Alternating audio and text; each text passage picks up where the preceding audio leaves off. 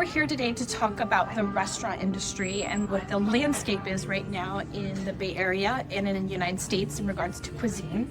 So can you tell me a little about your thoughts? Oh yes, restaurant industry has been proven and been changed a lot from what I remember 20 years ago. 20 years ago, people were very limited to what they can have and what they know. Into today's new chefs that come up with a lot of new dishes and mixed a lot of cultures and different spices from all over the world.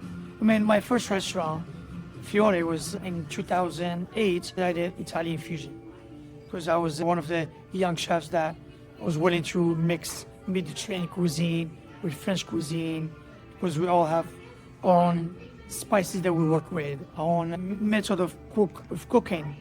A huge change from before and now. I mean, now people, they all know what they want. They're all chefs somehow. There's a lot of cooking shows. Thanks to YouTube, thanks to the TV shows, especially from Hell's Kitchen or Bravo, like all the challenges. There's a lot of influence on the huge influence in the restaurant industry. And people from now, they think when they come to a restaurant, that's actually what happens. There's all that screaming. The bear. And, but it's not. I mean, nobody wants to be yelled at. Nobody wants to be criticized. People, they want to come and work in a good environment, fun environment. They want to learn. And the more they learn, the more they stay, the more they want to, prove that they're actually being part of the business. Because what they see you as a chef owner, that's the dream. That's any chef's dream, is to have their own restaurant. And my strategy, when I work with my people, I want them to feel that they are doing it in their own restaurant. I let them explore, and I want them to try new things. I mean, I have chefs from all over the world. I have people that they work with me from Mexico, and I'm very grateful to have them. Very hardworking people, very quick learners, very dedicated. Like I said, if they love what they do and they see they actually learning, they want to be part of it. And this comes off from my perception as a very safe restaurant, a very safe space for people of all cultural identities. Oh, yeah, totally. Yeah. Totally. I mean, especially California. California is just called the Bay Area. You see diversity of food and diversity of people. And that's one of the blessings of being in the Bay Area. And as I love it because I can do new things. I can try new things. And I don't have managers or somebody above me that can say, well, you can do this restaurant. This restaurant's been here for 25 years.